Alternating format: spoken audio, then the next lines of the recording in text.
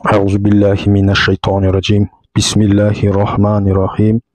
Bismillah'tың қасиеті және мағынасы ол «Аузу биллахи минеш-шайтанир-раджим» дегеніміз Аллахтың мейірімінен ұзақ болған және ашуына ұшырап, дүние мен ақиретте құрған шайтаннан Аллаху Тағалаға сыйынамын, қорғанамын, жәрдем күтемін деген мағынаны білдіреді. «Аузу биллахи минеш-шайтанир-раджим» сөзі, ал «Бисмиллах» дегеніміз «Бисмиллахир-рахманир-рахим» деген сөз. Төменде «Бисмиллах» деп өткен сөздер «Бисмиллахир-рахманир-рахим» деген мағынаны береді. Бисмиллах Адам алейхиссаламға алғаш келген уахи «Бисмиллахир-рахманир-рахим» деп басталады. Мұъминдер Бисмиллахтың жәрдемімен сырат көпірінен өтеді.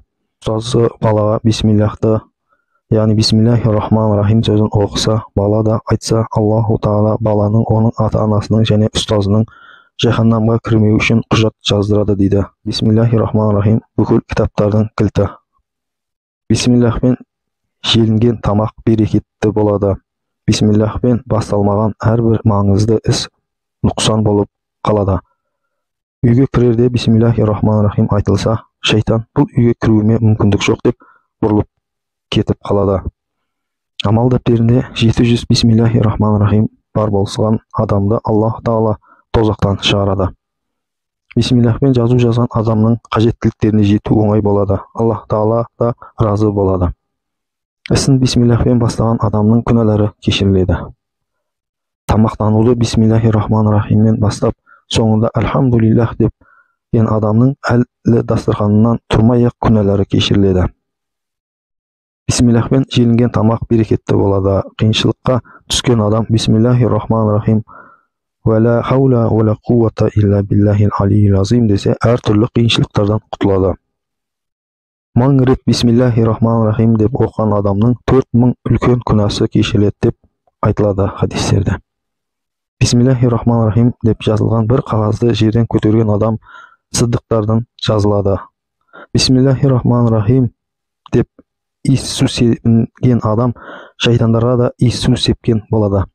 Егер Бисмиллахир-рахманир-рахим деп айтпай иіссу себілсе, шайтаннан қорғану үшін тамақтануды Бисмиллахпен бастаңдар деп айтылады. Табариниде келтірілген хадисте.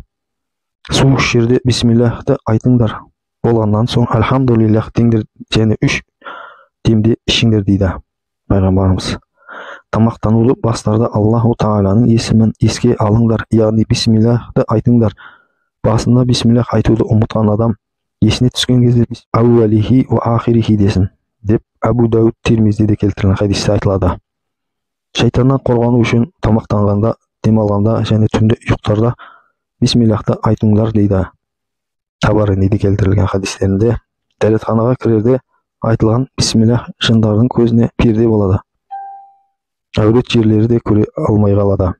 Есігін Бисмиллахпен жапқан адам шайтаннан қорғанады. Бір шыбықпен болса да ыдыстарды Бисмиллахпен жауыңдар дейді. Шайтан Бисмиллах айтылмай желінген тамақты өзіне халал деп біледі екен. Мүслимнен келтірілген хадисте айтылады.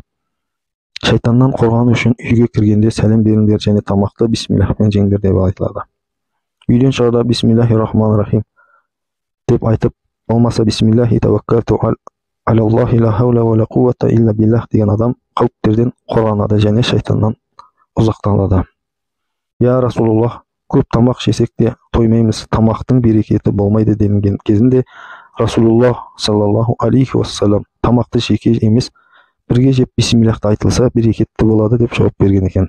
Сүйікті пайғамбарымыз Бисмиллахты айтып суды іште және 3 демде ішетін болғанда «Альхамдулиллах» дейтін еді дейді.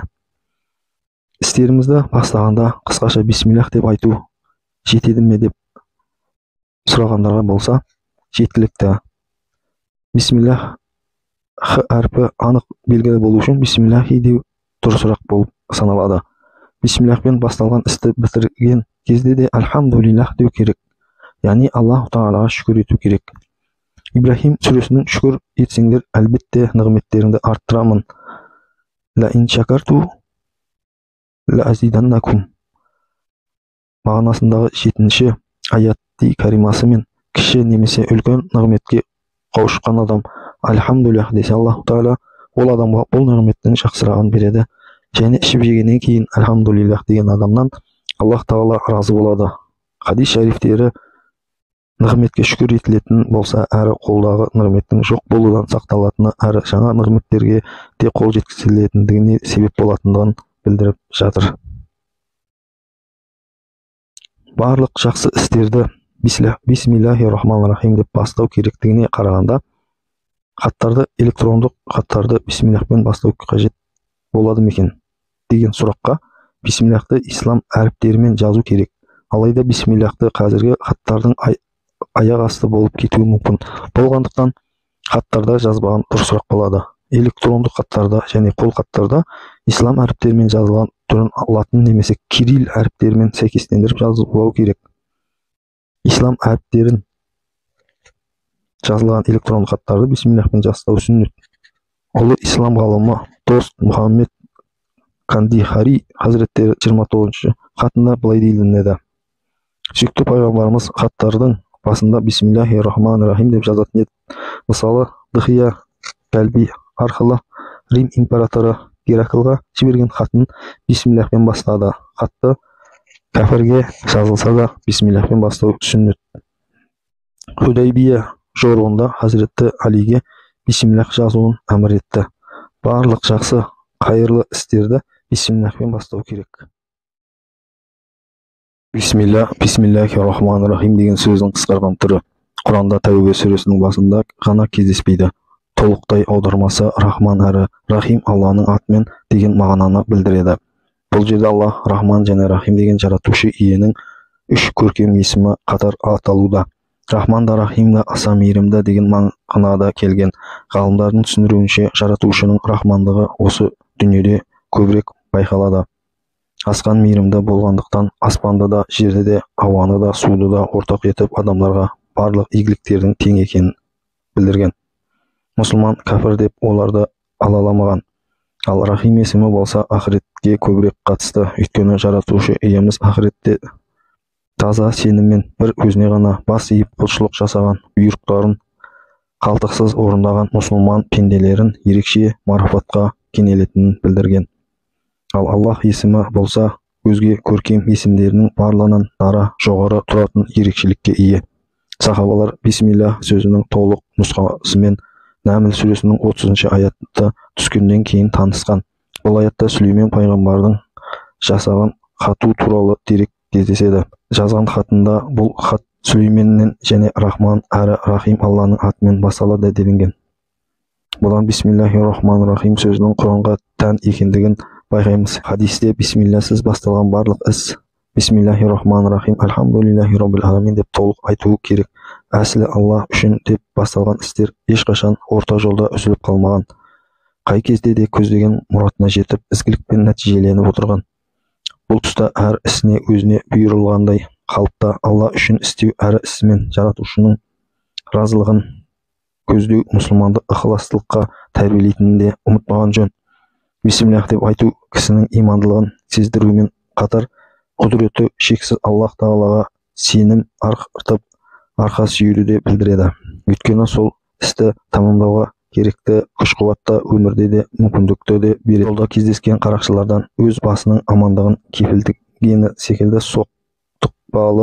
соқпақты өмір жолында Алланың атымен жүруде кедергілерден қиналмай өту үшін адамға көмектесетін сөзсіз. Әр ісінде осы сиқырлы сөзді айту арқылы: «Я Аллам, сенің атыңмен бастап жатырмын. Бұл өзіңнің көмегіңе арқа сүйегенімдігім. Қолға алған ісімді жеңілдетіп, сәтін келтір, мені қорғап қолдай көр, демей көр» деген пенде жаратушыны жиі есіне алып, Раббысына жақындай түседі. Күнделікті әрбір істі бисмиллямен бастау адам жүрегін үнемі Аллах байлап тұратынын да ескерген жөн. Ол соңынан шүкір етуде мұсылманға жарасымды әдет. Осы себепті ізгі мұсылмандар жаратушы иеміз талап ететін осы зікір, пікір, шүкірге ерекше мән берген. Сөздің басы бисмилля, бисмиллясыз іс қылма деп аталы сөз қалдырған. Қазақ халқы да бұл ұғымға ерекше мән берген. Бисмиллямен басталған іске шайтан араласпайтынын түсіндіріп, бисмиллямен бауыздалған малдың еті адал, бисмиллямен ішкен астың бойға сіңімді болатынын өскелең ұрпағының санасына құйып отырған. Тіпті бисмилляны сөздің анасы да танасы да болған деп